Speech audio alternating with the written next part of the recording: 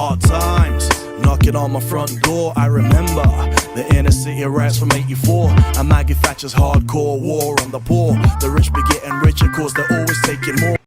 It's time to wake up from the spell of Kingu. It's time to break out from the spell of Leviathan. It's time to wake up from the spell of Kingu. It's time to break out from the spell of Leviathan. This is a truth that we hold to be self-evident. Some of the laws of Heru, the laws of Ausar, Auset and Heru, the first original Holy Trinity, are as thus. Law number 1, all is material. All is material. Everything is mind. What does that mean? That means the Europeans call it the law of mentalism. It means that everything in the universe is mental. Everything is perception. Everything in a certain sense is of itself part of the whole. And the whole is the mental state. Any one mind is connected to every single other mind. This is law number 1. Law number 2 is the law of correspondence. The law of as above, so below. As it is in the heavens, so shall it be in the earth. As above, so below. So below, as above. As it is inside, as it is outside. Everything at the heart of the principle of as above, so below is the fact that everything, there's a constant flux, there's a constant movement, there's a constant vibration, a constant mental, physical and spiritual movement toward the other, from the other. Our life is a reflection of the constant mental and spiritual patterns that we perform.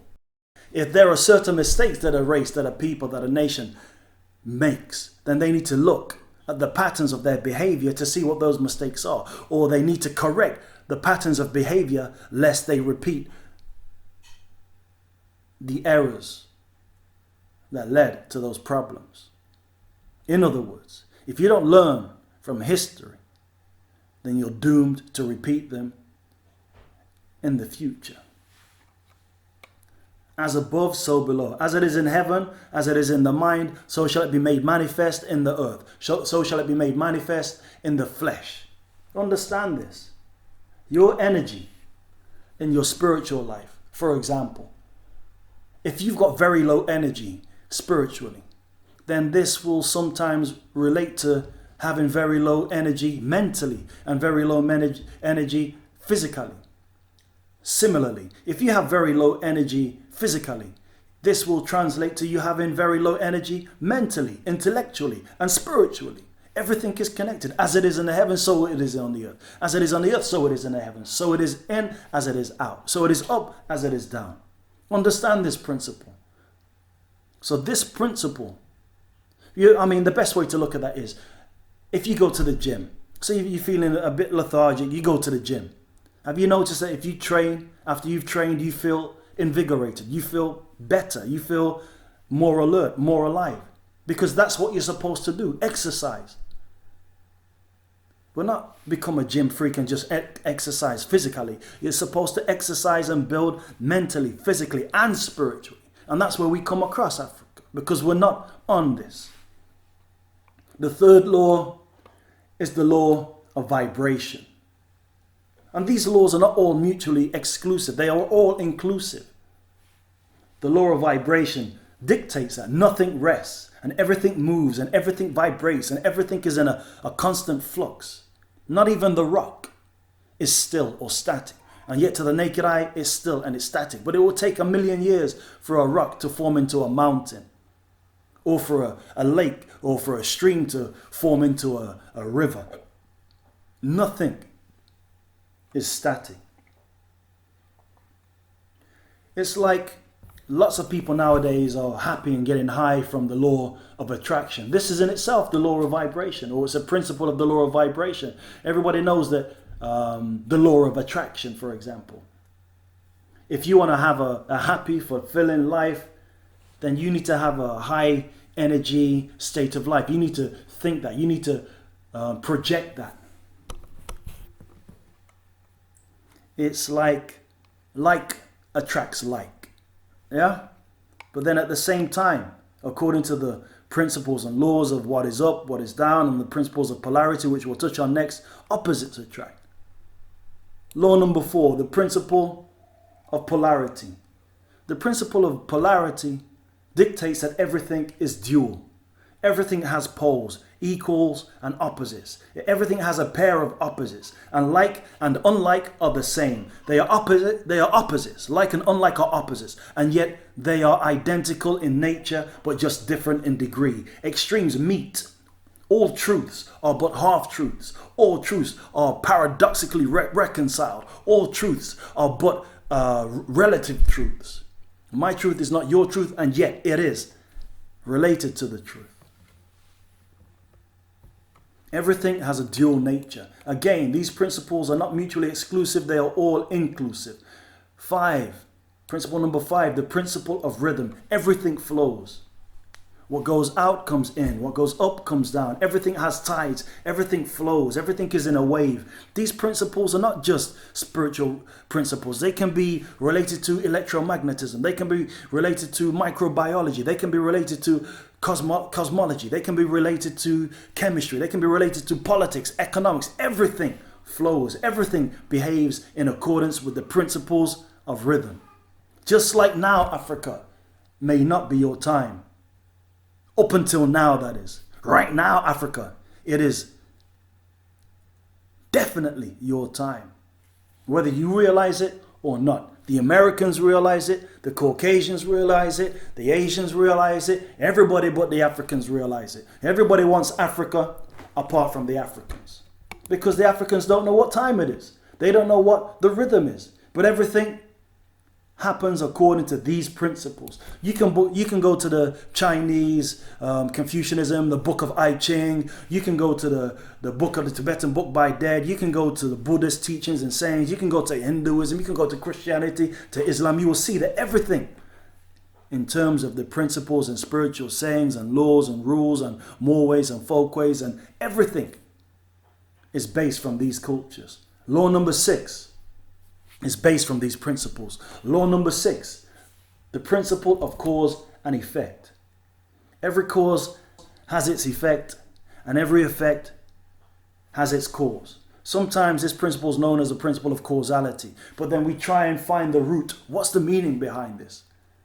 This is highly linked to esotericism. What's the meaning behind the physical manifestation of movement or transmogrification? What's the meaning behind it?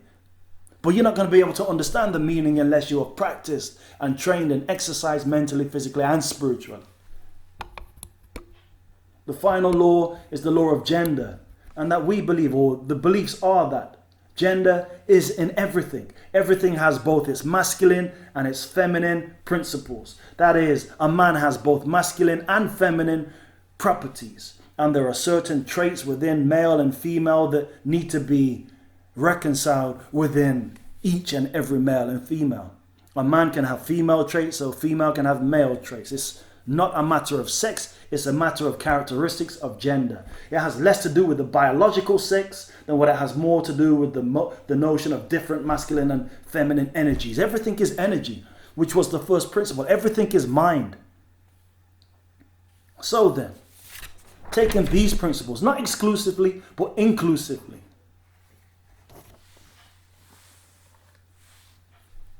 inclusivity, not exclusivity. If you take these, then you will help to free yourself. You will help to see yourself in the right and proper position that you're supposed to be in. The Europeans came and they took these principles, they extracted them over decades and centuries, and they came to their right. And in the 15th century, 16th centuries, the Europeans declared themselves to be God in flesh. They declared themselves to be Aryan supremacy. They declared themselves to be God's anointed and God's appointed vessel in the earth.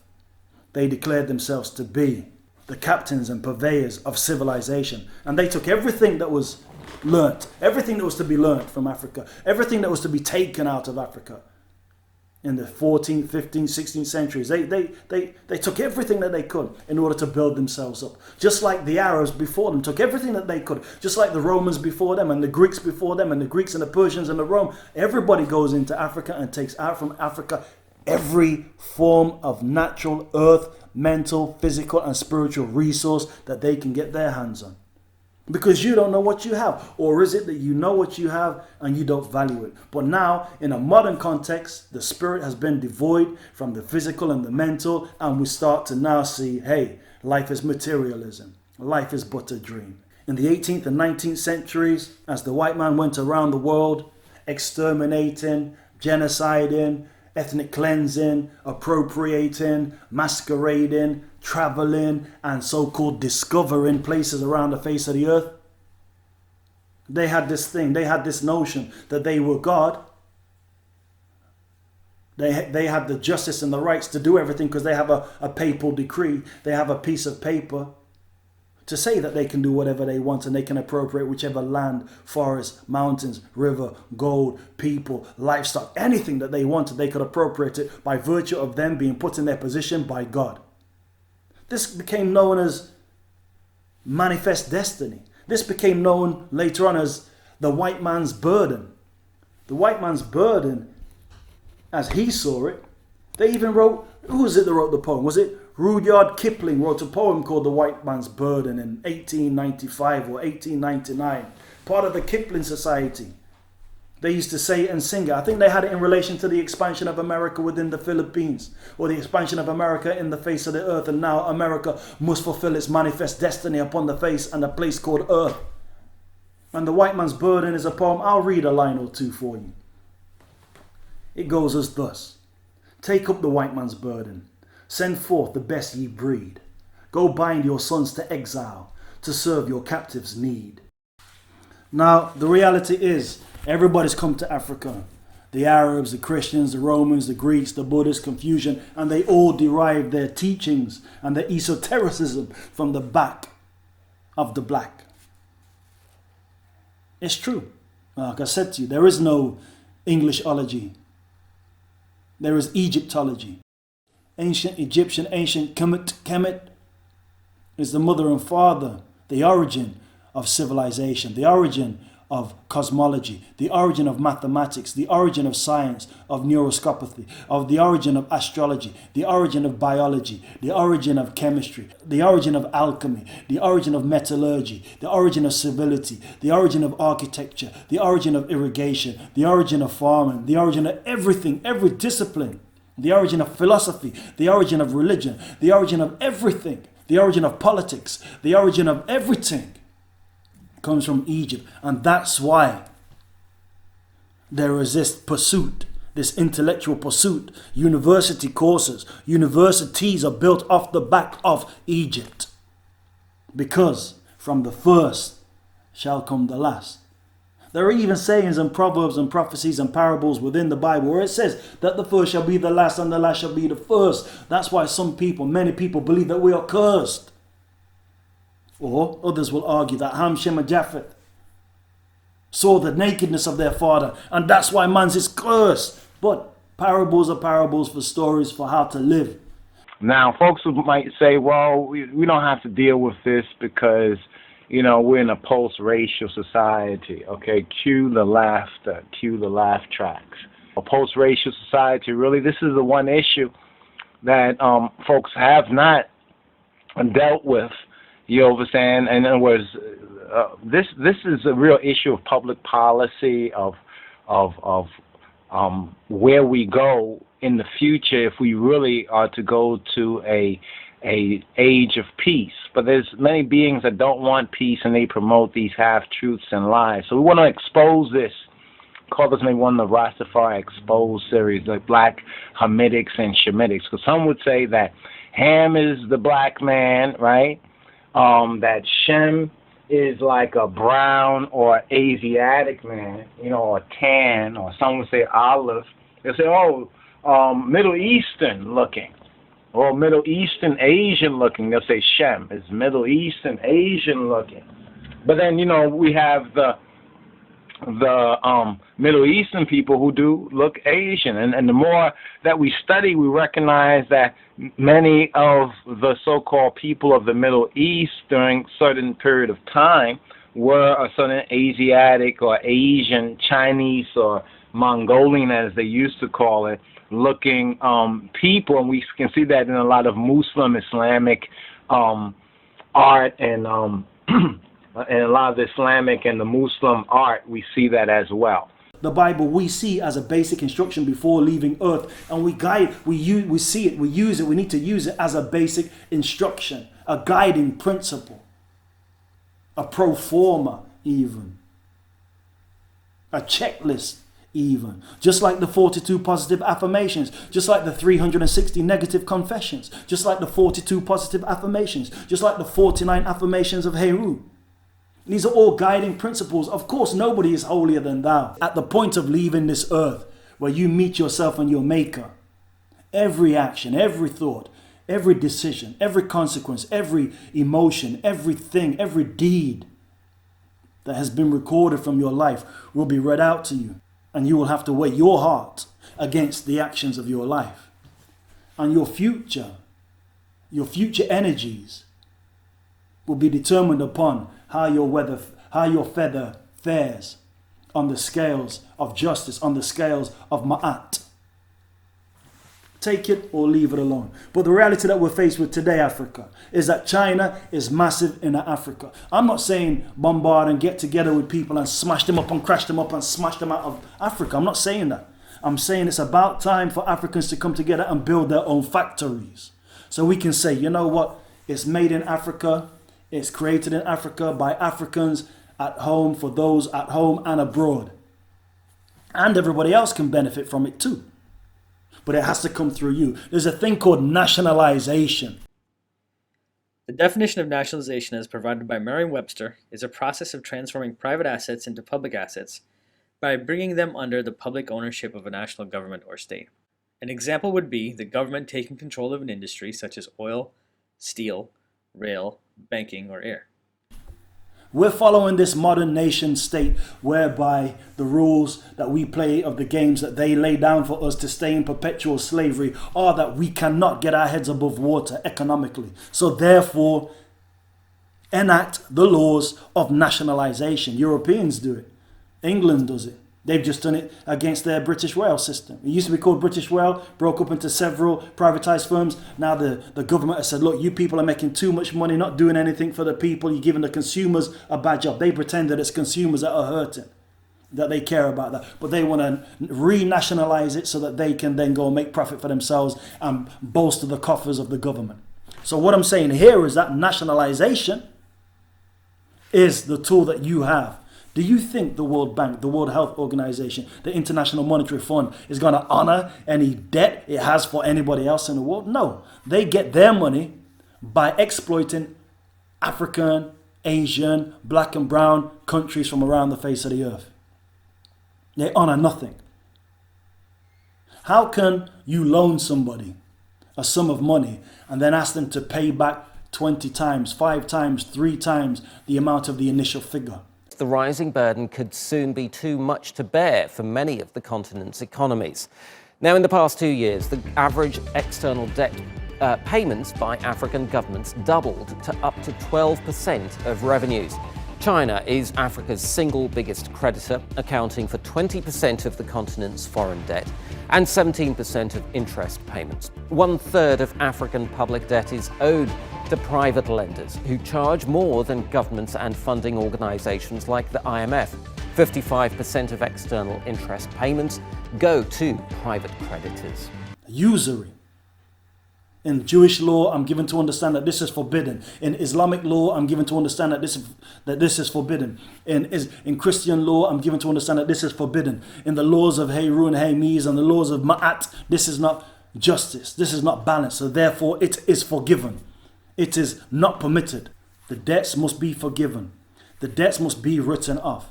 In Khemetic law, in the laws of Ma'at, it is forbidden.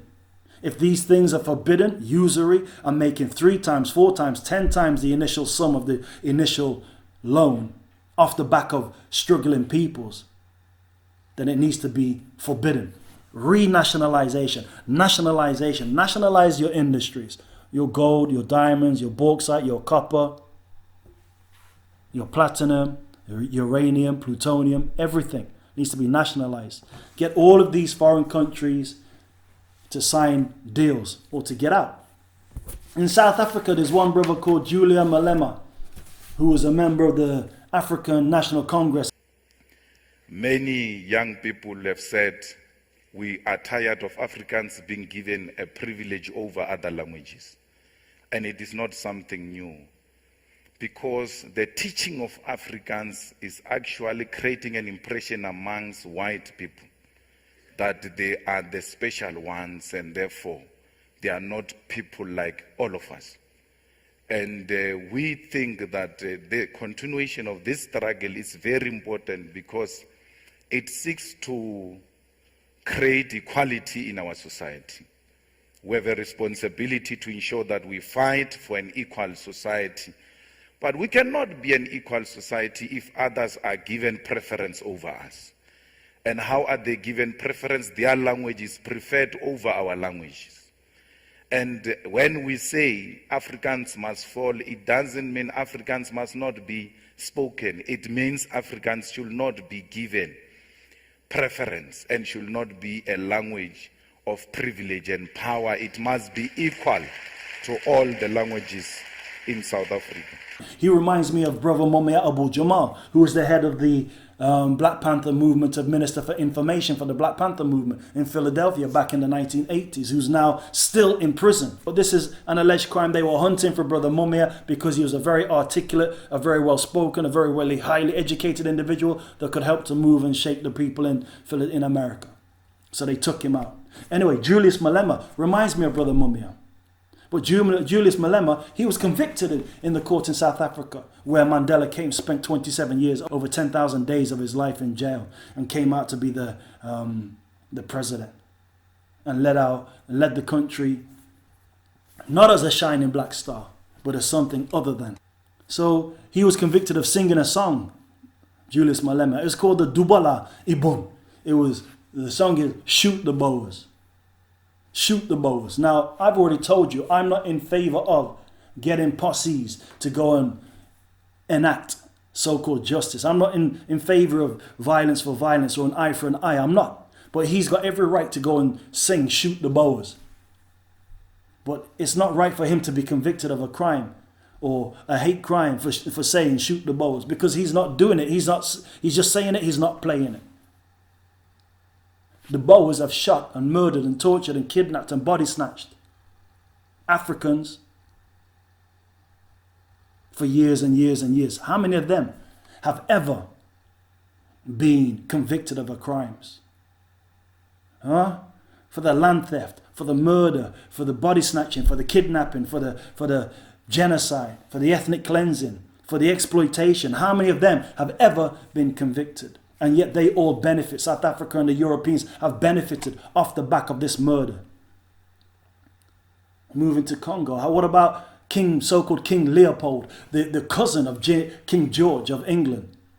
He murdered bloodthirstily, ruthlessly over 40 million Africans in the Congo region.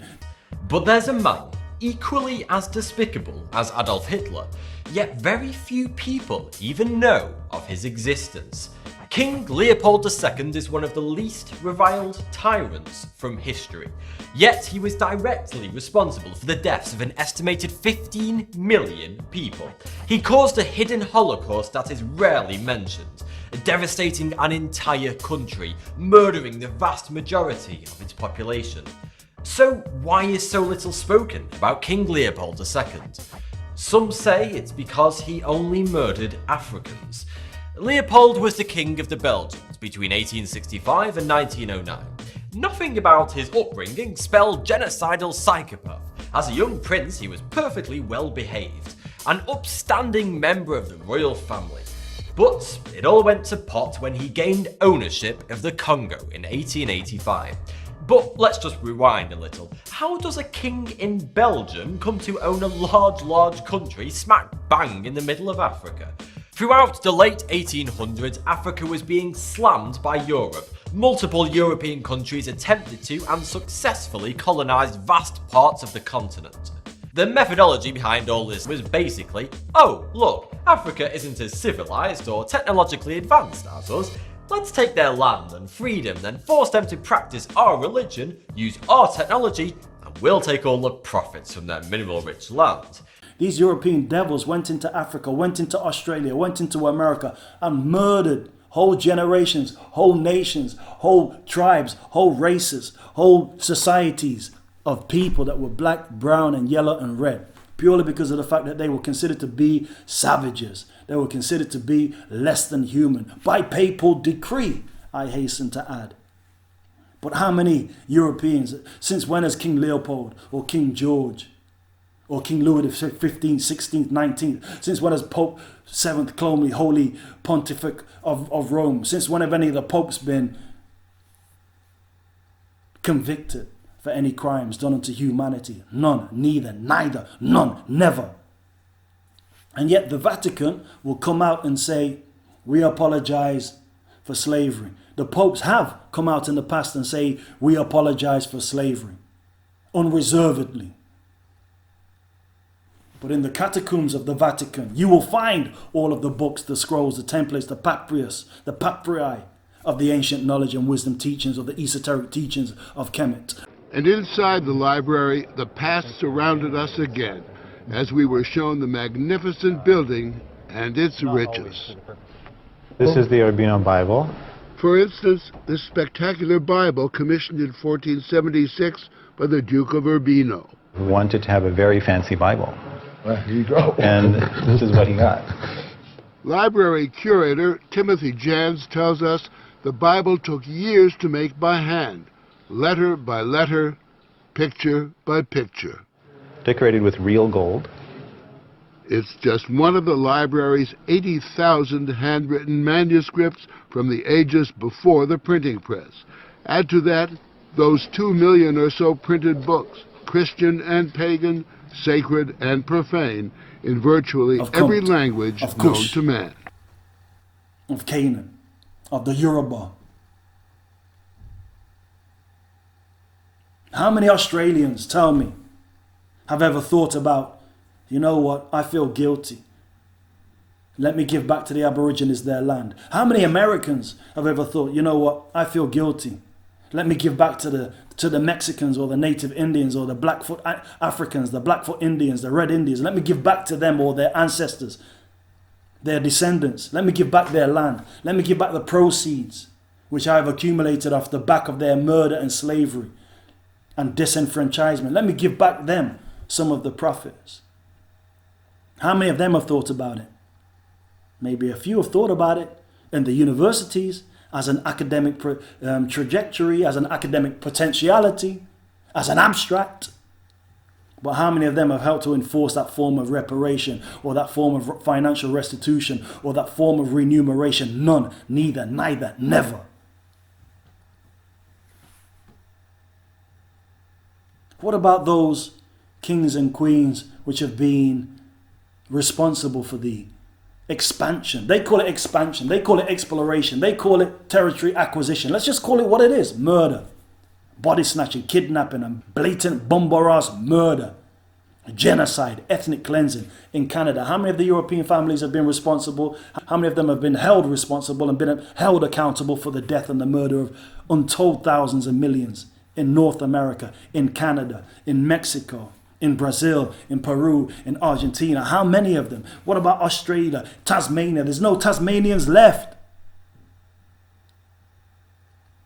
It's high time, Africans, that you wake up from the spell of Kingu. It's high time, Africans, that you wake up from this spell of Leviathan. I'll leave you with the words of the Dr. Professor Right Honorable Ishaka Musa Barashango. He said, Brother Tunji, he said, my African congregation, please tell me, the world congregation, please tell me, name me one place in the face of the whole earth where the white man has been, where they have not caused complete and utter destruction to the people, the culture and the language and everything of the people that were there before they came. How many places, name me one place in the face of the whole earth where the Europeans have been, where they have not caused complete destruction to the people that were there before they came? Name me one place. Inbox me, tweet me, Facebook me, Snapchat me, Brookback me, get back to me. Let not this spell of Kingu grasp you in your ignorance and lull you into a false sense of security and lull you back into cupidity, make you possess materials of stupidity. Let not this spell of Kingu grasp you. This opportunity right now, while the world is on lockdown, while the world is on shutdown, is an opportunity right now for you to grab a hold and shake it loose. In fact, notwithstanding the fact that you get upset, that we get upset, let's use that energy in order to do the work that needs to be done. Use your motivation from watching these wicked situations in Africa, in China, in Europe, in America, in Australia, in Canada, no matter which part we're there. Use this energy as a motivation to help you, to help us get up and shake up and take up the mantle, to take up the flag, grab the flag from the back of the raft and start being who you're supposed to be in these days and these times here. You have work to do, Africa. You have the work of the father to do, Africa. You have the work of the mother to do, Africa. Or do you just want to be a modern day nigger? Or do you just want to be a modern day slave working for the next man because you can't be bothered to break the hex, man? You can't be bothered to break the hex. You can't be bothered to break the spell. You can't be bothered to wake up and shake up and take up the mantle. You can't be bothered. So let them do it and we'll just live a life of la la. Take us back to la la land. Two options. You either follow my rules or follow my rules. Capiche? Thank you. I can do it a different way. No, that's fine. Thank you very much.